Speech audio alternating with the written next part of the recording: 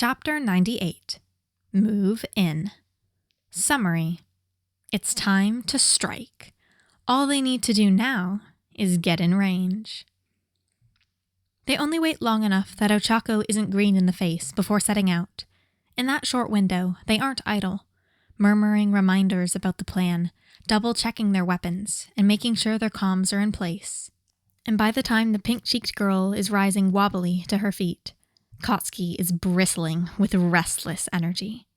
He wants to move. He wants to run and explode and yell and grind those fuckers into the ground. But he can't. They have a plan. And Katsuki Bakugo is not stupid. They've got a plan. A good plan. And now, it's time to put that plan into motion. When Deku presses the panel for the airlock, the door doesn't open with a hiss, but clicks softly before not moving at all. Like before, Deku extends a length of black whip, sliding it between the wall and the door before pushing the unlatched door aside. Once everyone is gathered in the airlock, Izuku slides the door closed before opening the next.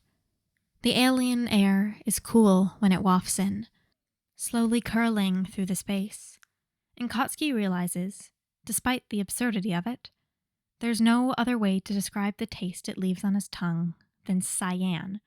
Not blue raspberry, not humid, just cyan. Okay, it should only take 30 minutes to walk there, Ochako says, her voice once again steady. She slips a hand inside her jacket and pulls out a small device, the screen lighting up with a red arrow that swivels to point to their left. Katsuki travels carefully over the winding trunks of the tumbleweed-like forest, vigilant eyes taking in every detail. How the thinner ones, as thick as maple trees, spring slightly with each step across their length, while the thicker ones, as massive as a redwood, don't seem to notice their presence at all. The sky is dark, but bioluminescent dots splattered like freckles on trunks and leaves, lighted up like the forest on a full moon's night. Though he doubts it looks as bright to the other sentients holed up in the way stop. When deciding whether or not to take the building under the cover of darkness, Deku had scanned the guild species database to gauge the average night vision capabilities of space denizens. Turns out, most species don't have to worry about getting eaten in their sleep enough to evolve good night vision. Who would have thought? Unless their planet was out of the ordinary, the species living on them could see as well as a mole when it was night. As Ochako had said, it only took half an hour before they were upon the way stop. It wasn't anything intimidating or grandiose, resembling more of a warehouse abandoned in the woods than a base of operation for sentients who kidnapped and sold others. But looks could be deceiving. The way stop was in a clearing of its own. What looked to be the front doors from the aerial photos they had been given open up into some of the only clear ground left.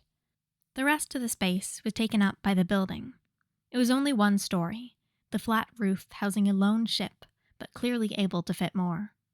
A wall surrounded the entire clearing, leaving only a front gate open, but guarded.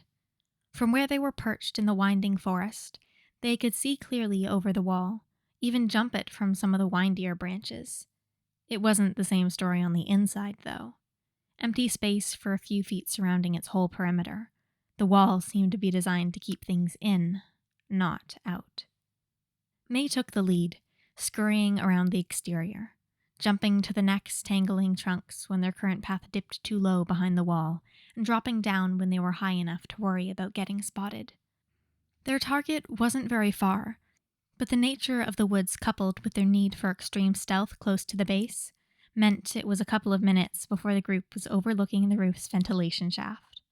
Ochako and Mei studied their target for a few minutes, while Denki whipped out his laptop, the screen so dark Katsuki wasn't sure how he could see what he was doing. Before long, Ochako spoke up. I can float us from the wall to the roof. It'll only be a few seconds in the air. Total, from here to the vents, will be 10 seconds. With my little pocket blowtorch, baby, the grate will be off in seconds. Full vent access, baby, Mei whispered. Denki hummed. I'll be in the exterior security system in maybe 7 minutes. Might be longer. But once I'm in, though, it'll only take the systems like 5 seconds to shut down. Deku's gaze was still on the path ahead when he mumbled, Okay, so Once Denki's in, Kacchan and I will start. As soon as we're out of sight, we'll signal. Mei starts up the jammer, and they're in within 30 seconds. Okay, yeah, that should work.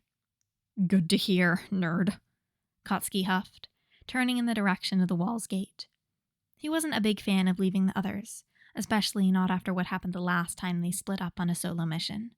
But this time, no one would be on their own. Nothing would sneak up on them. Constant communication, someone always just a few seconds away. They'd planned this time. They'd be fine. Let's go, Katsuki waved, hopping down to the next branch. He heard Deku follow behind without a word.